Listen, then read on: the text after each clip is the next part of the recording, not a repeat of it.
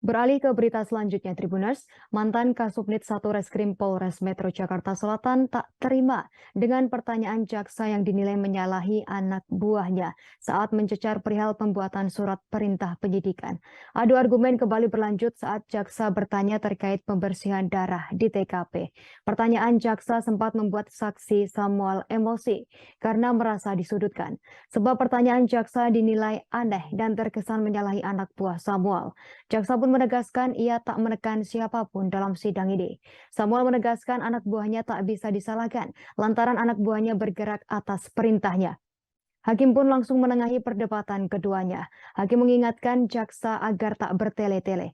Jaksa kemudian melanjutkan pertanyaan lagi. Jaksa bertanya perihal pembersihan darah di TKP yang dilakukan oleh orang lain.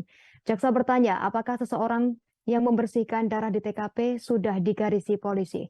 Namun perdebatan kembali terjadi lantaran Samuel merasa pertanyaan jaksa seakan menyudutkan. Hakim kemudian kembali menengahi keduanya. Hakim yang mengambil alih pertanyaan dari jaksa. AKP Rifaizal Samuel bersama 4 anak buahnya dihadirkan dalam sidang sebagai saksi bagi terdakwa Richard Eliezer, Kuat Maruf, dan Ricky Rizal pada Senin 21 November kemarin. Ketiganya didakwa melakukan pembunuhan berencana terhadap Brigadir Nofrian Syah Yosua Huta Barat. Sidang yang sempat ditunda selama seminggu ini akan dilanjutkan pada Kamis 24 November dengan terdakwa Hendra Kurniawan dan Agus Nurpatria. Perbuatan itu dilakukan bersama-sama dengan Putri Chandrawati dan Verdi Sambo.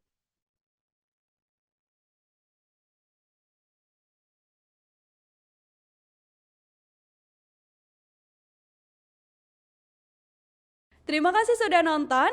Jangan lupa like, subscribe, dan share ya.